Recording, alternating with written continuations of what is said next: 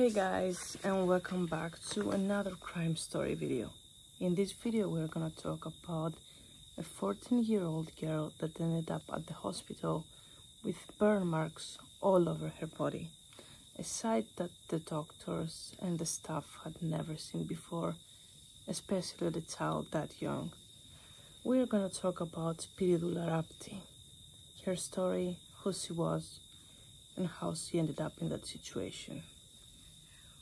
When she was 12 years old, in Mataranga in Agrinio, where she was living with her parents and her 7 siblings, a very large family, and as you know, families with a lot of children, they have a hard time getting by and affording even the most simple lifestyle. A wife and also a mother with a younger child moved to the village that Spyridoula lived at, and was looking for a young child to babysit her child for a few hours while she would go to work and run errands and stuff, so that the child wouldn't be alone at the house. Spyridoula's parents were having a hard time getting by, as we already said, so they suggested and volunteered for Spyridoula to go to the woman and her child and work for them.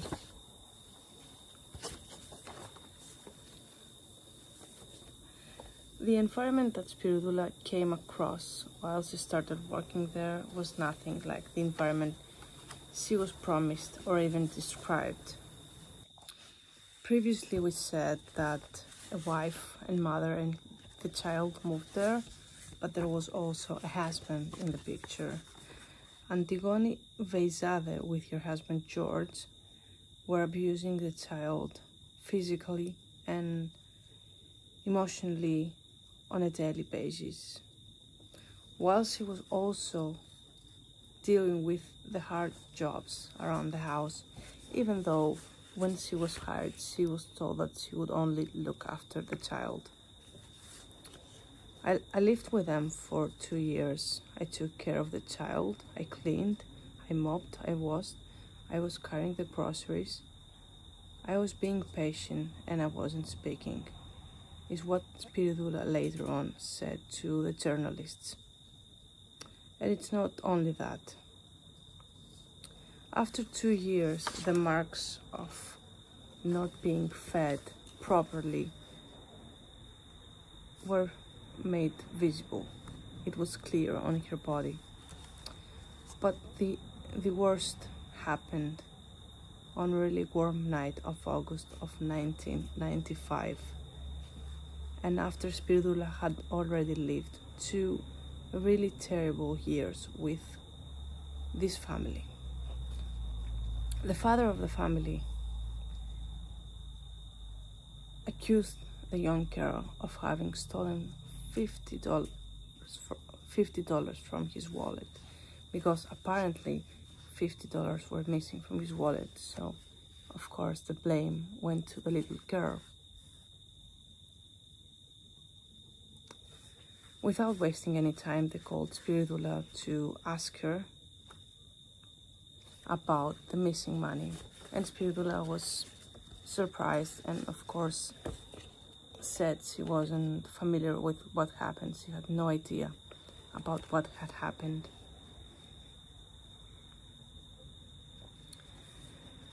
But George, the father, didn't give up. He insisted that the money was taken by Spyridoula, and in order to make her confess that crime and her action, the couple started hitting her with their hands and a wooden object. The next day, the subject was brought up again.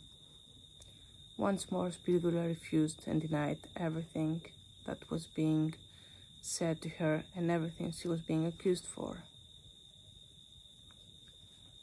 Then the father said that he has a way to make her talk, and by that he meant the iron that was plugged in and was on the big table in the living room.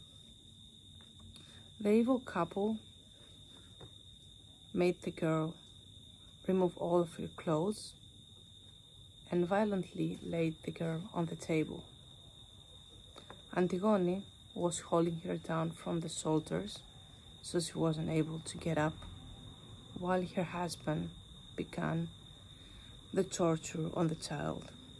He started burning firstly her legs, then moved on to the arms, and then started burning her entire body. Spyridoula was crying. She was in so much pain, and she would pass out from the pain every now and then. The evil couple would pause while she was unconscious, and as soon as she was back in her senses and awake, they would start all over again. The torture lasted more than 24 hours, and after the torture, she was tossed in her room, leaving her hungry for 24 hours. Antigone got inside the room to see Spyridoula, and seeing the situation she was in, she took her to the hospital, not because she was scared for her or worried for her, but because she was worried that the child would die inside her house, and there would be no way for them to justify that. A lot of questions started being asked at the hospital about what happened to the child, and the first thing the evil couple came up with was that boiling water had fallen all over her body from the shower or from one of the buckets that she was using to clean. That story wasn't believable, so they went to another story.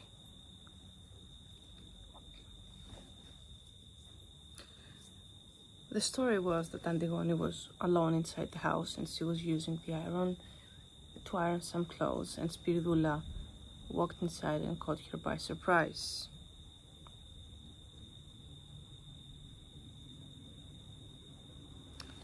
Antigone said that when she saw Spyridoula, she became furious because Spyridoula had been avoiding showing her the place where she had hid the $50 bill.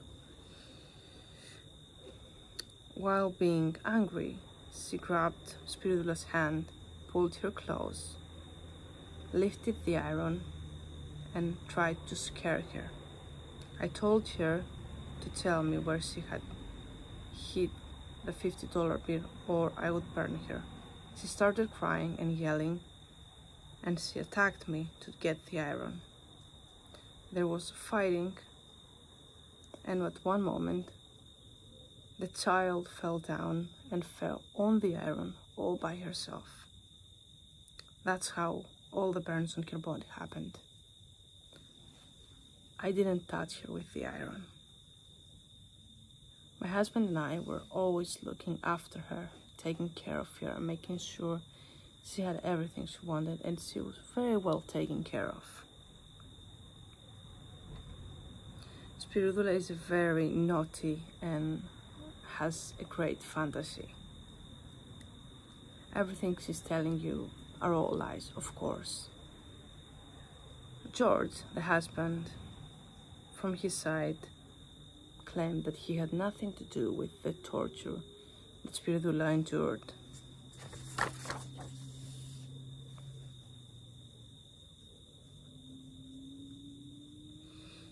The marks had covered about 60 to 65% of her entire body. There were marks on her hands, on her legs, on her stomach, everywhere.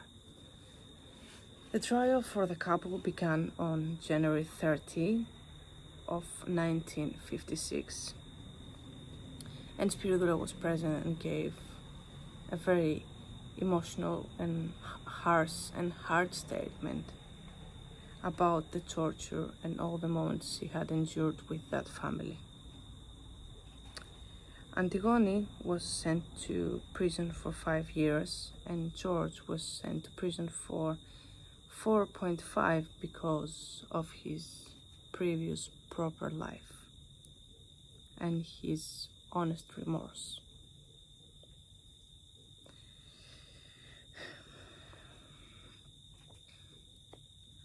They also had to pay 20,000 drachmas, euros at the time, if we had drachmas here, not euros, for all the emotional damage they had caused. Nowadays, Spyridoula has done a lot of surgeries that have cured her body. She has gotten married and has 2 children, and she's doing well. But the question is, the wounds on your body have healed, but will the wounds in your heart and soul ever heal? And honestly, for how long will we take into consideration the proper lifestyle someone had before they committed a murder or a crime, and use that to their advantage? Like, okay, they had a really great prior life, but they have done something bad and the prior life has left the room. Anyways, that was the story of Spyridoula Rapti. I will see you in the next video.